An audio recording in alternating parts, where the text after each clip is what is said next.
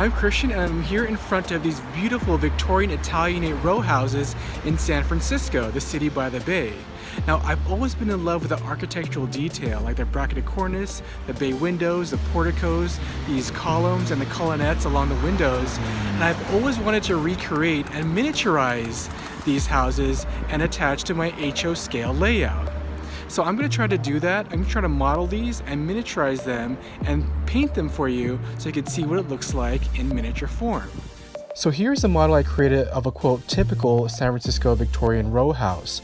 I actually looked for other HO scale Victorians, and what I learned in my search is that there's not a lot of ready-built residential structures that have bay windows and other elements that I wanted. So I attempted to generate a 3D model that you could see here. I spent most of my time recreating a realistic 5-sided bay window because originally bay windows had 5 sides before developers turned them into 3 sides. And I wanted to recreate the 1890s period architecture as much as possible. Namely, I wanted my house to have window hoods, and I wanted the windows to be tall, and I wanted the window panes to be flanked by colonnettes. The coins, the edge stones, were also especially important to me to get right because some homes that make them, they actually make them line up, but originally they alternated to recreate that stone look. Then the porch, I wanted it to have Corinthian columns, and I wanted to top it off with a balcony. So next I made a roof which includes a defined detailed cornice, and right underneath these curved brackets.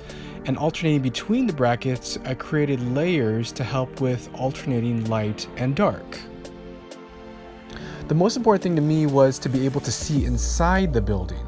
So I made the window openings very large, and I wanted a way to customize the inside. I wanted to paint it, furnish it, even light it, the inside if I wanted to. So what I did was create a mechanism for the front panels to open as if they were large doors. So here's a first draft of the house. The roof has a defined cornice, like I said, with brackets, and I like how the light plays off the varying textures of the roof and the house. The 5-sided bay windows are topped with peaked window hoods, and I added colonnettes to the sides for definition. And as you can see, I created a hinge system that allows me to open the house and put in figures and furniture and lighting, and to eventually paint the house and the inside to fit the neighborhood that it's in. And this is what it looks like painted. I wanted to create a 3-tone structure with light blue as the base color with darker navy blue for depth. I also used white for the columns, coins, and cornicing. And finally, I touched it off with some gold accents to some of the capital details.